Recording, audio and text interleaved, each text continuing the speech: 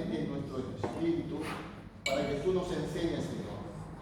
Porque solamente tu enseñanza puede ser nuestros armamentos fuertes, eficaces para nuestro ministerio, Señor. Oramos también por nuestras iglesias, oramos por nuestra familia, oramos también por los consiervos que hoy no están con nosotros, pues sabemos que están deseando estar con nosotros. Que tú estés bendiciendo a todos y que este momento sea un momento especial. Un momento donde podamos experimentar tu presencia y tu reino y tu felicidad y tus bendiciones.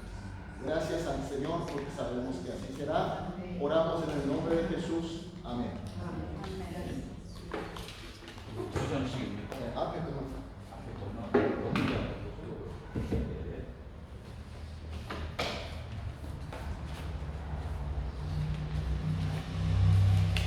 Para aquellos que están por primera vez conmigo, como podrán ver el folleto que está compartiendo, el número 4, es decir, que tuvimos 3 anteriores.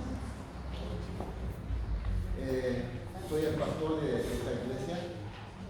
Esta es la parte donde dedicamos para la educación, para la parte de educación. En nuestro templo tenemos a una cuadra, calle paralela a y tenemos el templo principal, aquí en la casa pastoral, y tenemos este lugar donde dedicamos para la parte educativa y comunión de los hermanos. Este es el lugar donde comemos juntos. Los domingos compartimos juntos acá, prácticamente pasamos el día. Tenemos los cultos las 6:30 de la mañana, todos los días. Tenemos los miércoles a las 7 y los días viernes, como una de las hermanas me dijo que tiene vigilia, nosotros tenemos los días viernes. Y los sábados tenemos reuniones de jóvenes, gente que usa este lugar, pero hoy como nosotros tenemos este curso, los chicos no están con nosotros. Hay veces que compartimos. Los domingos tenemos las 10 de la mañana un culto y a las 11, las 3 de la tarde. Tenemos 3 cultos. Y después de las 11 tenemos un pequeño estudio bíblico por grupos. Y estamos sirviendo al Señor. Y esta es la iglesia, la primera iglesia de los coreanos inmigrantes en Argentina. Hace 60 años. Y yo hace 8 años estoy sirviendo a la iglesia y al pastor le conocí en Paraguay. Él era pastor de una iglesia coreana en Paraguay y yo era misionero ahí. Y como él tenía la iglesia, tenía sus instalaciones, y él con mucho amor me había prestado su instalación y me ayudó mucho. Estuve trabajando con él y con su señora, y ahora es al revés. Yo soy el pastor y él es misionero. Yo estoy tratando de ayudar. Y así es, a veces coincidimos en nuestro camino. Bueno, el curso que estoy tratando de desarrollar con ustedes no se puede decir típicamente un estudio bíblico, porque yo no quiero entrar a profundidad del estudio de la Biblia, sino quiero primeramente entendernos un poco sobre el ministerio que nosotros tenemos. El ministerio, la vocación y la palabra. Y trato de transmitir mi conocimiento que tuve en mi posgrado de teología, cómo utilizamos la Biblia para poder predicar. Porque de alguna manera nosotros aprendemos a predicar, pero siempre hay una regla general que en la teología aceptada por mayoría de las denominaciones. Entonces yo creo que cuando es bíblico es una verdad que podemos compartir. Y a mí me ayudó mucho y quiero que mi conocimiento sea útil para ustedes. Habíamos comenzado hablando de nuestros ministerios. Hay muchos ministerios, como había explicado el pastor David antes, ¿cómo se llama? Yo conozco el nombre coreano. Víctor, David. Tenemos muchos ministerios en el reino de Dios. Y nosotros tenemos ministerio de la palabra y de la oración. Porque nosotros conocemos en el libro de Hechos que los apóstoles se dedicaron a la palabra y a la oración. Los otros trabajos dejaron a los diáconos. Eligieron diáconos y delegaron su trabajo de servicio, de comunión a los otros, y los pastores se dedicaron más a la oración y a la palabra. Entonces, nuestro ministerio es la palabra, predicar la palabra de Dios. Y esto no es cualquier cosa, porque se trata de una vocación, fue llamado por Dios, no es por mi elección. Aunque de repente creamos que yo elegí, pero en el fondo sabemos que esto se trata de llamamiento de Dios, un llamamiento irresistible de Dios. Es decir, cuando Dios elige a su obrero especialmente para dedicar a la palabra y a la predicación, Dios llamó, pero de una manera que nosotros no podemos rechazar. Es una fuerza tan grande, es un llamamiento tan grande, una gracia tan grande, que finalmente venimos a predicar. Prueben si pueden escapar. No hay forma de escapar. Y a la vez, llamamiento, y a la vez es una gracia. Porque se trata de un privilegio y una bendición. Entonces, nuestro trabajo tenemos que abocar a ser mejores. Antes de iniciar este curso, hoy, aquí el pastor que por primera vez me ha presentado me dice que hoy por hoy la iglesia se está mermando. Hay un fenómeno que la iglesia se está mermando, entre comillas, mermando en el sentido de los números de la congregación. Yo no creo que el número sea barómetro como para decir que la iglesia está creciendo o está decreciendo. Pero, en fin, sentimos esa sensación de que la iglesia se está mermando. ¿Cuál es la causa? Cuando nosotros nos vamos a un concierto de un cantante clásico, nosotros nos vamos con una expectativa de escuchar una música clásica. No nos vamos para escuchar música pop. Cuando una persona viene a la iglesia, congrega a la iglesia, y en la hora del culto, en la hora especialmente de la predicación, la gente quiere escuchar la palabra de Dios. No anécdotas, no historia mía, no experiencia mía. Fundamental es la palabra de Dios. Y a veces nosotros los pastores nos olvidamos un poco, porque de repente los aplausos nos confunden. Cuando nosotros contamos cosas que a la gente le gustan, o cuando decimos las cosas que a la gente le interesan, entonces la gente te tiene atención. Cuando nosotros estudiamos, tenemos muchos amigos. Me acuerdo en la época de estudiante teníamos muchos amigos y salíamos a como se dice entre comillas, a farrear por ahí, y éramos muy amigos. Y después nos recibimos. Acá el pastor me dice que está terminando su estudio de abogacía, de ciencia jurídica, y una vez que se reciba él va a ser profesional. Y mientras que él es estudiante, los compañeros le tienen en cuenta de que él es un buen amigo, farreamos juntos, pero en la hora de la verdad, en la hora del trabajo profesional, no va a llamar por su mejor amigo, por su mejor amistad, sino por su capacidad. Por su capacidad. Es decir, que si nosotros predicamos la palabra de Dios, en primer lugar la palabra de Dios, en segundo lugar tiene que ser capaz de predicar. Si somos igual que cualquier otra persona que por ahí anda diciendo que Jesús es Salvador y nosotros decimos simplemente eso y llenamos con nuestras historias, entonces no hay algo, no es lo que esperan de la gente. No importa cuán pecadores sean. La gente viene a la iglesia por algo. Por algo viene. No viene a ver un milagro de sanación o que caiga fuego del cielo. Viene para escuchar la palabra de Dios. Y eso no tenemos que olvidar. Entonces nuestra predicación tiene que ser la palabra de Dios.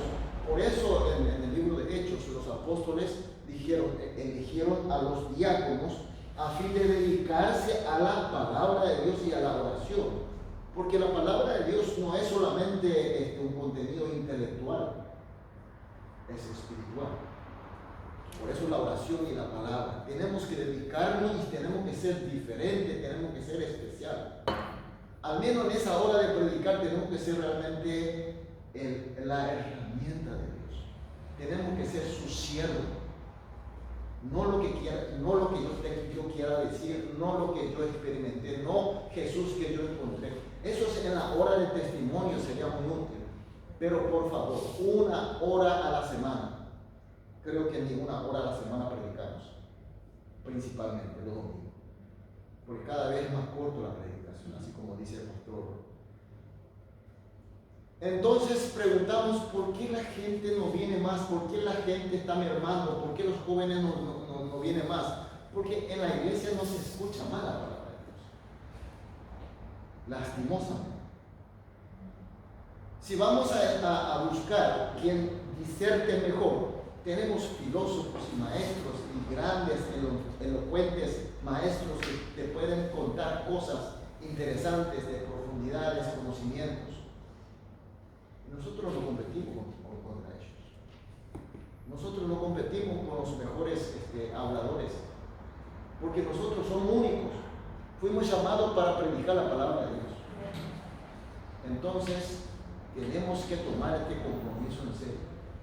Tenemos la gracia, tenemos la bendición de estar ahí predicando su palabra, pero en segundo lugar, tenemos la obligación y la responsabilidad. Y si nosotros no nos preparamos, ni a mí mismo no me convence lo que estoy diciendo. Yo no tengo la gracia. Leo, busco algún texto, algunos libros o algunos otros autores famosos y hago una mezcla, hago un puchero de eso y presento a la congregación. Ni yo, no sé si esto, ni sé qué es lo que estoy diciendo. Entonces, mis queridos pastores y consiervos, muy probablemente vamos a fracasar. Muy probablemente la gente va a ir abandonando, vaya a buscar gente que hable mejor. No busquemos el aplauso de la gente que diga: pastor, qué bien que hablas vos, qué divertido eres tú, me hiciste llorar, me hiciste reír. No se trata de eso. No se trata de eso. Entonces nosotros vimos en los primeros 3 lecciones que ya pasamos, vimos sobre nuestro ministerio, sobre nuestra vocación y algunas herramientas para que nosotros podamos ver la palabra de Dios, que es la revelación especial de Dios. Tenemos el texto. Gracias a Dios tenemos el texto completo. Ya no hay más otros libros que van apareciendo. No estamos en la época de los profetas y de los apóstoles que la Biblia no habían terminado y iban agregando, y nosotros ya no. Nosotros ya estamos en una época donde la Biblia está totalmente hecha. Ya no hay más. Y aparte que estamos en una era donde el Espíritu de Dios nos acompaña. No es como Jesucristo, que solamente pudo estar en un lugar, en un momento. Cuando Jesús estuvo en Judea, no estuvo en la Argentina. Era imposible que Él esté con nosotros. Por hoy, el Espíritu, nosotros sabemos que el Espíritu, Hijo y Padre son el mismo Dios, que Él puede estar conmigo ahora con nosotros y Él puede estar también al otro lado del mundo. Y tenemos todas las herramientas mejores, tenemos todos los recursos mejores para poder predicar bien. Dios permitió así porque es la hora, es el momento donde está cerca la venida del Señor. Tiempo postrero. Él prometió que yo derramaré el Espíritu Santo para que nosotros podamos servirle mejor, cada uno con su ministerio. Y nosotros con nuestro ministerio de predicar la palabra de Dios.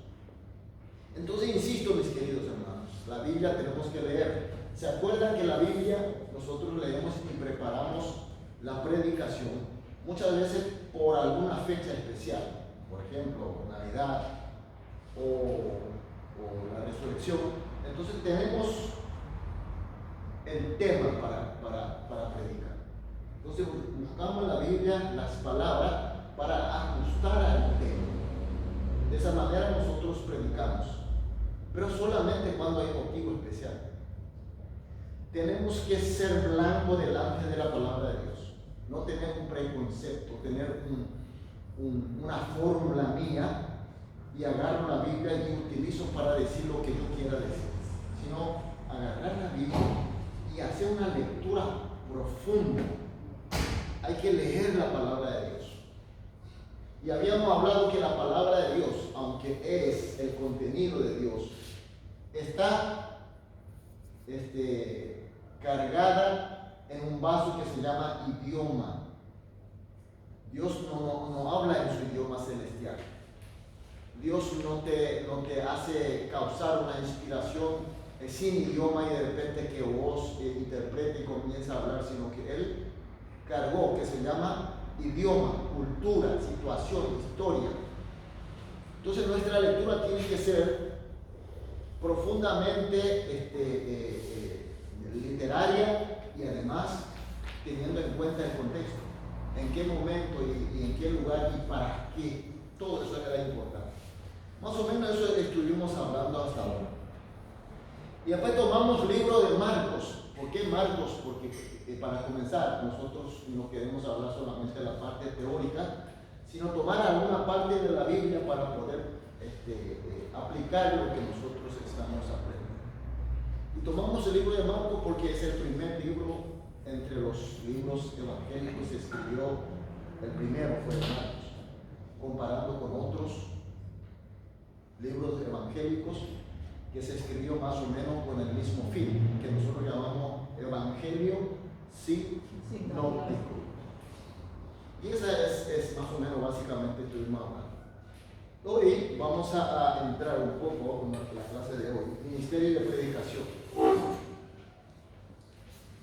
En el primer versículo, donde dice 2 de Timoteo capítulo 3, versículo 16, si podemos leer todos juntos a la voz de 3, 1, 2 y 3. Toda la escritura es inspirada por Dios, útil para enseñar, para redarguir, para corregir, para instruir en justicia. Bueno, hablando con mucho entusiasmo, me olvidé de un poco del micrófono.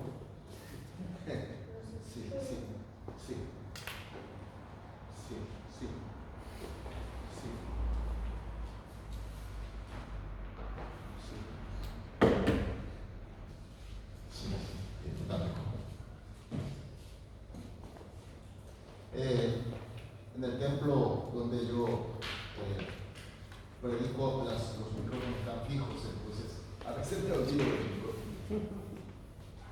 Bueno, ahí acabamos de leer la escritura inspirada por Dios. Puse en griego el original para que ustedes tengan en cuenta que se trata de escrituras inspirada por Dios. Escritura es de nosotros, de los hombres. Es lo que nosotros, nuestro conocimiento, nuestra invención, nuestro idioma, nuestra cultura, pero es inspirada por Dios. Por tanto, el autor de toda escritura es Dios. Es Dios. Entonces, mis queridos hermanos, aquí lo que podemos aprender, que es una revelación muy especial, una revelación divina muy especial mediante la escritura. Y no siempre fue escritura, porque hubo un momento donde era oral. Dios hablaba en voz. También Dios hablaba, manifestaba a través de las visiones, de los sueños también. Pero hoy por hoy Dios utiliza la escritura para revelarnos especialmente. Entonces tenemos que tener en cuenta que la fuente principal de nuestro ministerio está en la escritura, mis queridos hermanos. Y entonces, así como un futbolista, su elemento principal para su trabajo es la pelota de fútbol. Y si nosotros no practicamos con la pelota de fútbol, nosotros no tenemos la Biblia, y la Biblia tiene que ser tan práctica para nosotros. El conocimiento de la escritura tiene que ser profunda, si no, nos será un poco difícil para tener una buena predicación. Después, Proverbios capítulo 30, versículo 5 dice, leemos juntos, todos juntos, a la voz de 3, 1, 2 y 3. Toda palabra de Dios es limpia. Tenemos que tener en cuenta todo lo que estamos leyendo son traducciones al castellano. Y a veces al traducir, el significado no traduce el 100%. O a veces se tergiversa un poco, tenemos que tener en cuenta eso, por eso pongo siempre el original. Como está en el Antiguo Testamento, lo puse en hebreo, Chalca, que en el diccionario buscamos, no solamente significa limpio, sino también significa puro, precioso, como el oro puro. Cuando el oro es más precioso es cuando el oro es en forma pura. Entonces, ¿qué quiere decir eso? Todas las palabras de Dios escritas que nosotros tenemos como revelaciones especiales, de repente nos causa un poco de controversia, o parece que hay diferencia, o parece que hay de más o hay de menos. Mis queridos consiervos, ese es nuestro sentir equivocado. Toda la palabra es puramente la palabra de Dios. Ni una coma ni un punto podemos nosotros sacar de contenido, ni tener tener como menos atención. Por tanto, la palabra de Dios, la escritura, todas son importantes, todas son puras, todas son limpias. Entonces, ¿esto qué significa? Proverbios capítulo 30, versículo 6, leemos juntos. No añadas a sus palabras para que no te reprenda y sea hallado mentiroso. Cuidado, ¿no? Apocalipsis 22, 18, leemos juntos. Yo testifico a todo aquel que oye la palabra de la profecía de este libro. Si alguno añadiere a estas cosas, Dios traerá sobre él las plagas que están escritas en este libro.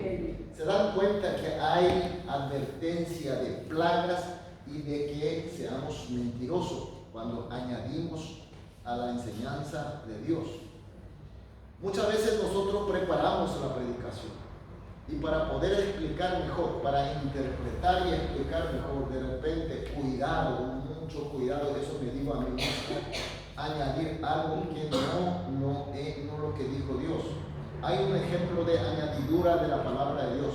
¿Cuál es el ejemplo? Pastor. Cuando en Romano dice el Evangelio es poder y potencia. Sí. Pero hay un error de una persona que añadió la palabra de Dios y tuvo una consecuencia desastrosa. ¿Se acuerdan de los primeros hombres? Y Dios les dio todo. Pueden comer todo, pueden tomar todo, pero menos una cosa. ¿Qué dijo Dios? No comerás del fruto de la ciencia del mal, del árbol de la ciencia del mal y el bien y el mal, ¿no?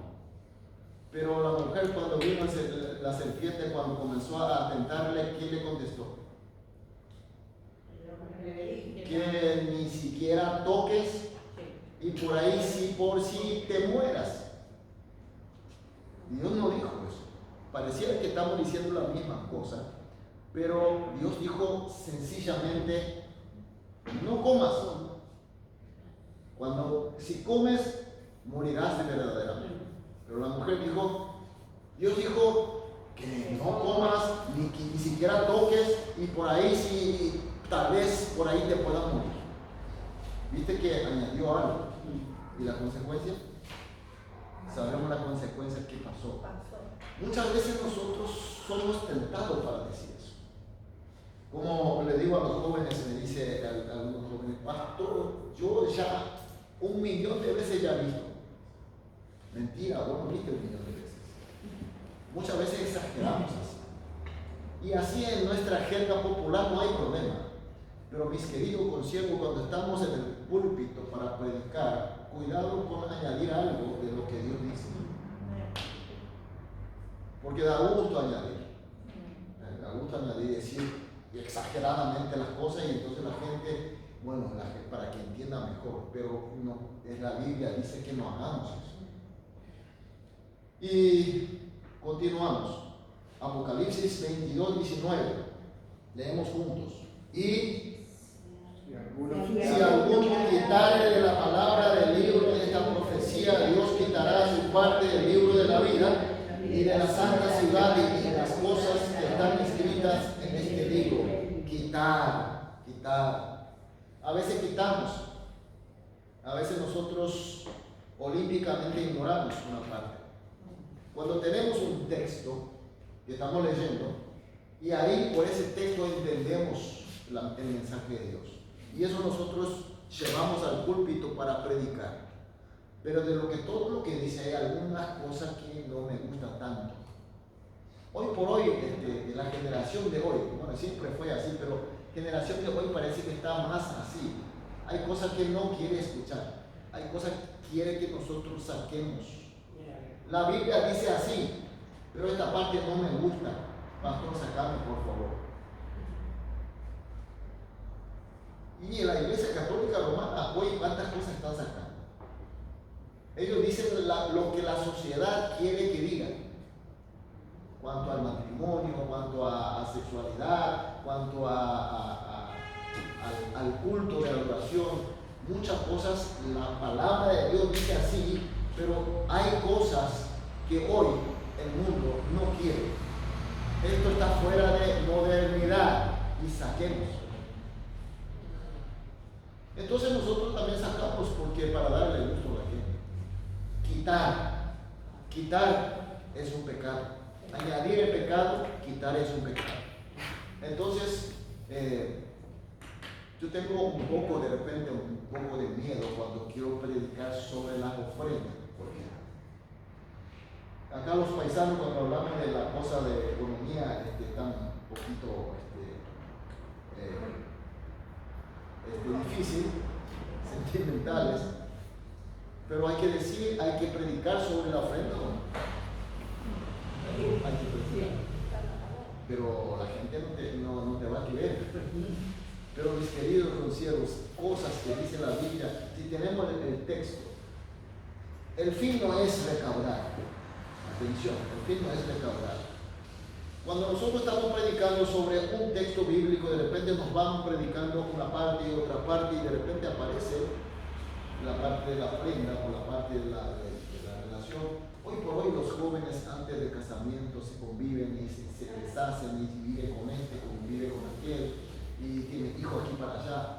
Eso es un fenómeno que nosotros tenemos que llamarle con su nombre: pecado. Pero al decir eso a mucha gente no le gusta, ¿no? Pero tenemos que decir lo que tiene que decir. Después continuamos, 2 de Pedro capítulo 3 versículo 16. Leemos 1, 2 y 3, entre las cuales hay algunas difíciles de entender, las cuales los indoctos y inconstantes tuercen, como también las otras escrituras, para su propia perdición. Torcer, strebusin, torcer, tergiversar, cambiar el sentido. No añaden ni quitan, pero cambian el sentido del texto de la palabra de Dios. En el nombre de la doctrina, en el nombre de una teoría, muchos predicadores tergiversan lo que dice la palabra de Dios. Y entonces nuestra predicación no es auténtica. No es auténtica. Y supongamos que con esa predicación así, como a la gente le guste, comenzamos a sacar o añadir o torcer, tergiversar, inventamos una historia y así viene mucha gente. Bueno, aquí hay una manta gigante, ustedes van a entrar debajo de esta manta y serán bendecidos. Pero ¿en qué parte de la Biblia dice que debajo de la manta tiene la bendición? Venden aguas, venden tierras, venden cualquier cosa. Yo cuando trabajaba en Paraguay, al lado de nuestra iglesia, era una iglesia muy grande, y había días que no se podía estacionar porque dice que el pastor le va a bendecir a sus vehículos, autos. Traían todos sus autos. el pastor salía a bendecir a todos los sábados. Y como nosotros estábamos a 2 cuadras, nuestra iglesia y la otra iglesia, y nosotros no teníamos dónde estacionar, porque todos de la congregación de la otra iglesia trajeron y estacionaron por toda la vereda, y me voy y me protesto hasta la entrada de la iglesia, ustedes, porque supuestamente le va a bendecir. A la gente le gusta eso. Y eso significa crecimiento de la iglesia. Eso es una estafa. Es un delito. Acá el futuro abogado puede decir que en el penal hay un delito escrito de hecho positivo que condena como estafa. Porque no es así. Y muchas veces nosotros también por desconocimiento, porque otros hacen, porque muchos pastores hacen, porque así crece la iglesia. Realmente no crece la iglesia así. La iglesia crece, mis queridos. La iglesia verdaderamente crece en fe y también física y materialmente cuando la iglesia tiene la predicación sana. La predicación sana, donde hay enseñanza real de la palabra y con oración, donde hay unción del Espíritu Santo. Esto no importa qué denominación seas, que ponga la denominación que vos quieras, pero si vos no predicas puramente la palabra de Dios, diciendo que la palabra es algo que depende de la autoridad de la iglesia, como dicen los católicos. Entonces, mis queridos hermanos, la iglesia católica hoy por hoy no podemos decir que realmente es cristianismo, no puedo yo decir. Se osan a decir que es vicario de Cristo, Santo Padre.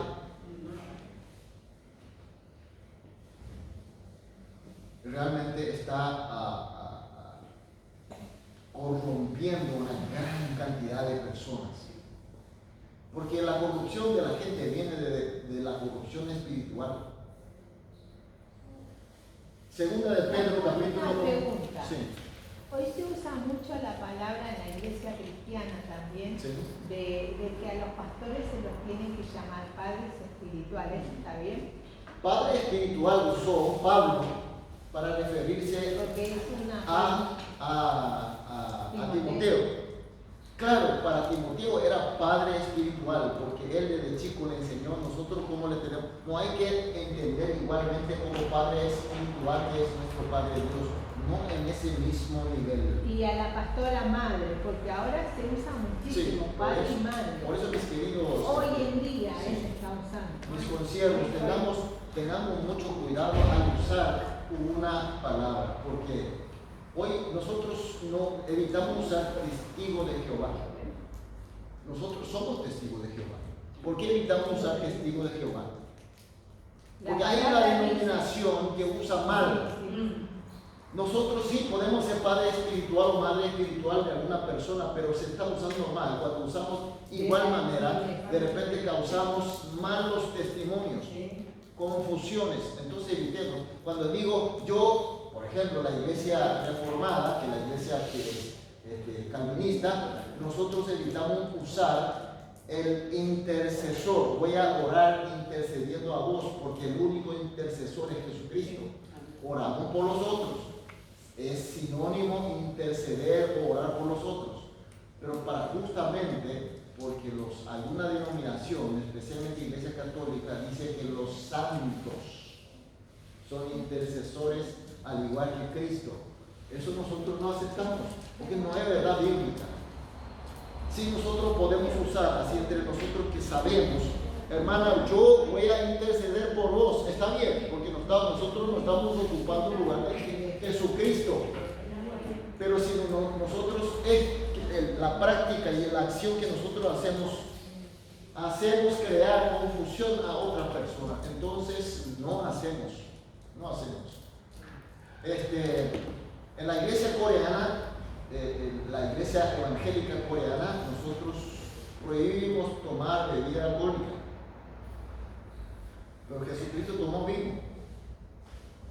Entonces ahí viene la confusión. Nuestra cultura en Corea, como era un país netamente agrícola y el invierno frío, la gente no podía hacer nada, entonces la gente se dedicaba a tomar, los hombres especialmente, y se emborrachaba y hacía cosas feas. Entonces vinieron los primeros misioneros y vieron esa práctica, en esa cultura, en ese tiempo. Entonces dijeron, nosotros los cristianos no vamos a tomar bebida alcohólica, vamos a prohibir.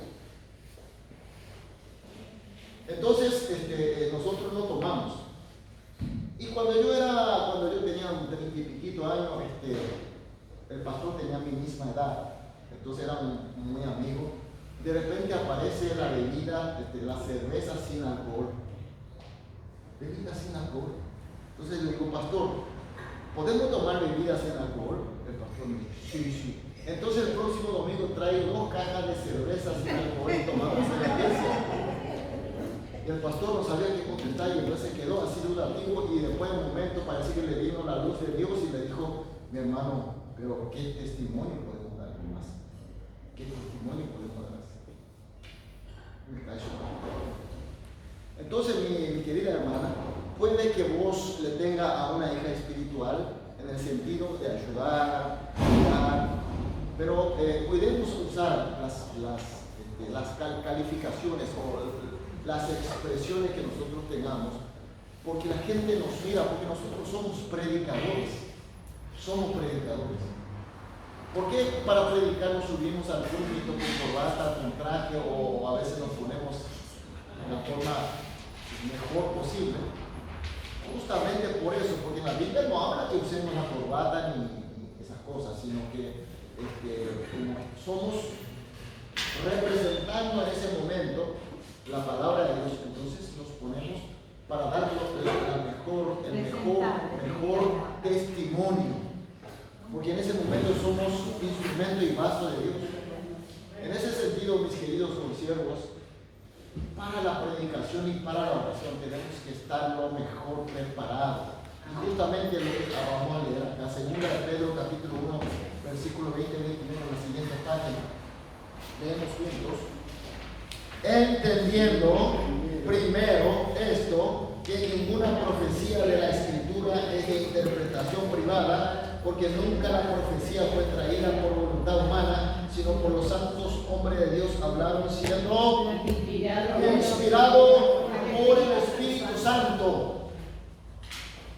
Entonces, en el fondo de todo, nuestra dedicación y nuestro conocimiento, nuestra preparación, pero sobre toda la cosa tiene que haber presencia del Espíritu de Dios. Si no hay presencia del Espíritu de Dios, entonces va a ser una cátedra, una enseñanza intelectual de conocimiento y de informaciones cada vez. Hay gente que predica muy bien, prepara muy bien, tiene su lógica y espectacular, como libro excelente, pero no le toca el corazón de la gente, ni a él mismo. Son elocuentes. Sí, elocuente. Así cuando nosotros prendemos y vemos ese programa del deportivo, hablan, dicen cosas y no sé cómo tienen capacidad para hablar 4 o 5 horas continuado para no decir nada. El Espíritu Santo no viene, tenemos que estar en oración. Entonces el tesoro de Dios fue cargado en el vaso que se llama idioma y cultura y historia nuestra, y nosotros eso lo tomamos, tratamos de, yo no quiero utilizar, tratamos de interpretar, sino yo quiero utilizar, tratamos de transmitir lo más fiel posible a la congregación. Interpretación en el sentido de una reflexión espiritual, pero no hacer un análisis de lo que yo puse varios métodos a continuación, porque muchos de los hermanos que tienen estudios académicos, que estamos acostumbrados a un estudio de método científico, entonces también la Biblia queremos interpretar de esa manera. Yo puse ahí en la última parte que seguramente vamos a tocar más adelante. Entonces el siguiente punto es, antes de descansar para el almuerzo, los métodos, nombres que utilizamos son exégesis o eisegesis. Creo que ya hablamos en otra ocasión. Exégesis significa extraer, es decir, del mismo, del original. Se enfoca en lo que el texto dice realmente. Hay un factor pasivo para que nosotros podamos hacer nuestra actividad intelectual y espiritual. No es que nace de acá, sino que nosotros recibimos de alguna parte.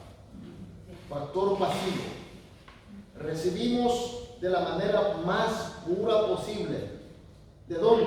Del original. No lo que me dice este pastor le dijo a ella y ella a ella y ella a ella y después me dice a mí. Entonces yo le cuento a la gente, según me dice ella, porque escuchó de ella y escuchó de ella y de él dijo tal cosa. No es así. Tenemos que ir a la fuente. A la fuente. Por eso se llama exégesis. Buscando la intención del autor. Si Marcos, ¿por qué Marcos, Mateo y Lucas? Porque cada uno recibió una inspiración de Dios y escribió lo que Dios quiso decir. Entonces nosotros no vamos a encarar a Marcos como si fuera el libro de Lucas. Claro, tenemos que tener en cuenta todos los libros, porque nosotros no vamos a hacer una interpretación o por lo menos una actividad cognitiva de la actividad pasivamente que vamos a recibir lo que es la palabra de Dios, no sectariamente. ¿Por qué se le dice sectas? ¿De dónde viene la palabra sectas? Lo que son de las sectas, te vienen y te saca así, te pone y nosotros a veces no sabemos qué decir. Pero la Biblia no es que se puede sacar así una pinza y esa sea la verdad. San Agustín cuenta en su obra, dice, hay un chico, va al océano, ve el océano y agarra con su vaso un poco de agua del océano y se va y le dice, mira hermana, este es el océano. ¿Es océano? Es océano, pero no es el océano. La palabra de Dios tenemos que entender que Marco dijo dentro de un contexto, una intención de Dios, pero Marco no es toda la verdad de la Biblia.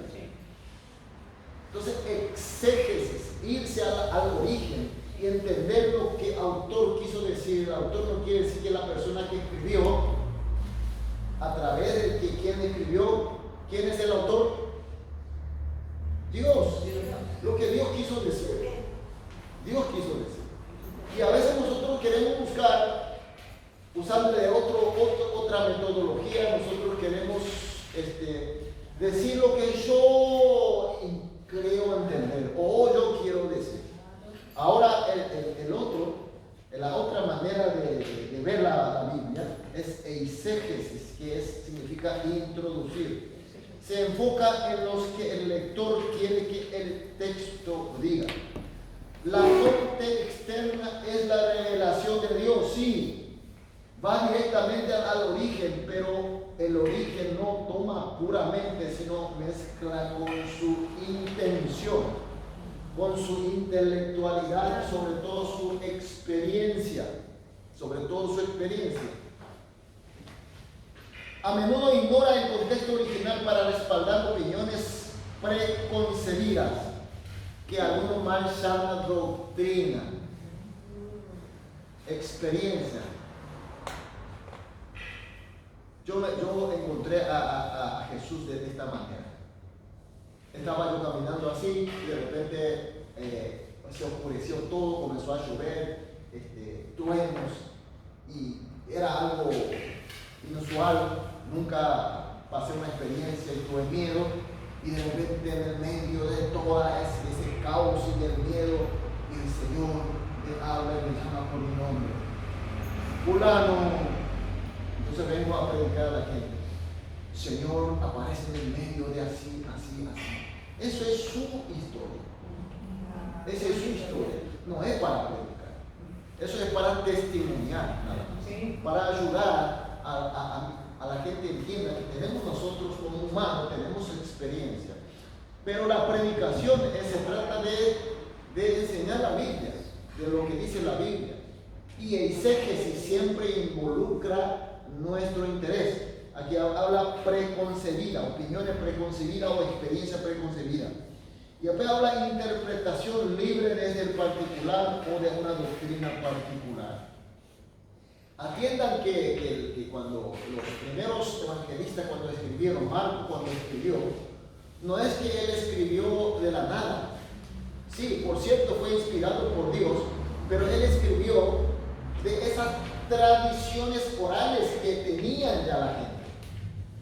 O sea, que Jesús había enseñado oralmente y sus discípulos sabían de memoria y ellos predicaban oralmente, no escrito, pero oralmente. Marco de chiquito escuchó todo y nunca salió de ese contexto. Dios le inspiró para que pueda sentar por escritura. Y nosotros tenemos que tener en cuenta eso. Pero si Marcos no fuera inspirado por Dios, de repente porque quiso dejar algo, una biografía, entonces pudo haber puesto algunas opiniones suyas o algunas impresiones o algunas experiencias suyas, podía haber mezclado. Entonces no hubiera sido una escritura inspirada, no hubiera formado parte de la Biblia. Muchos arqueólogos dicen que se encuentran cartas, según fulano y sultano, van apareciendo los descubrimientos de algunos documentos antiguos y dicen que tiene que formar parte de la Biblia. ¿Por qué no son parte de la Biblia? Porque hay escrituras preconcebidas, hay narraciones históricas particulares, no inspiradas por Dios. Entonces, ¿qué hay escrito? En Corintios nosotros vemos la escritura de Pablo, dice que hay primera carta y segunda y tercera carta. Y la segunda carta no se sabe dónde está. No se metió en nuestra Biblia. Dios no permitió que solamente primera y segunda a los corintios. Entonces, exégesis interpreta libremente y se centra en analizar y comentar y determinar el sentido del texto desde perspectivas individuales, académicas o técnicas. Generalmente estas interpretaciones e exégesis son muy académicas, muy técnicas, muy doctrinarias. Entonces de repente parece que es muy sabiondo, muy erudito y de repente nos convence. Hay muchos libros muy famosos que por ahí recorren y son bestsellers y nos seducen a nosotros, a los pastores. Y leemos. Yo insisto que lean, no tengan miedo de leer. Pero ese no es, nunca puede ser la Biblia. Sí, puede ser muy profundo y todo lo que vos quieras, está bien adornado, pero no debe ser nuestra fuente de predicación, sino solamente de consideración. Pero ojos, muchos con ese texto que por ahí que dice bestseller, usan como texto de estudio bíblico. Mayoría de la iglesia usan como texto bíblico. Sí, los libros. Usted, la hermana dirá, sí, pero salía acá, cualquier iglesia por ahí cerca, y estudio bíblico tiene un texto por autor fulano de tal, y lean con cuidado. Nosotros tenemos que tener esa dedicación de prevenir a nuestra congregación que lea cualquier cosa. ¿No? Lo que sí Claro, nosotros tenemos ese don de Dios. Por eso tenemos que preparar. De repente nosotros tenemos que leer antes. Cuando salen los libros bestsellers, leemos primero y rescatamos lo bueno, lo real. Pero hay cosas que tenemos que advertirle a nuestra congregación. Mis queridos hermanos, hoy por hoy el libro tal está como bestseller. Es muy bueno para leer, pero advertirle qué parte no es bíblico. Y tampoco usar nosotros como texto. Si tanto queremos el texto, hagamos nosotros el texto. Porque ¿quién conoce más a nuestra congregación? ¿Quién conoce más a nuestra congregación? Nosotros. Nosotros. Por eso mi esfuerzo que hago con los pastores, que algún momento quiero hacer una especie de texto, no como fijo, sino algo, una guía que podamos usar todos juntos, que pueda relacionar con nuestra realidad. Porque el texto que se hizo en Estados Unidos, por ejemplo, no tiene otra realidad. Y el último, el particular, busca dar sentido y descifrar, entender y explicar un concepto. Reflexión de cada persona. Está haciendo creación de un logo. Juan capítulo 1, versículo 1 dice en el principio era verbos. Eso es como está en el libro original. Logos. ¿Por qué no dice en el principio era palabra? ¿Por qué dice verbos? ¿Por qué tradujo verbos? Porque verbos significa acción. Palabra es algo fijo. Entonces el traductor, el logos, en griego, no podía traducir, entonces tradujo de la manera mejor verbos. Pero logos era Jesús que vino entre nosotros. Logos que vino entre nosotros. Lo que Él enseñó, lo que Él mostró, lo que Él quiere que nosotros sepamos, ese logos. Nosotros no inventemos otro logos. Otro logos. Entonces, eisegesis y exégesis.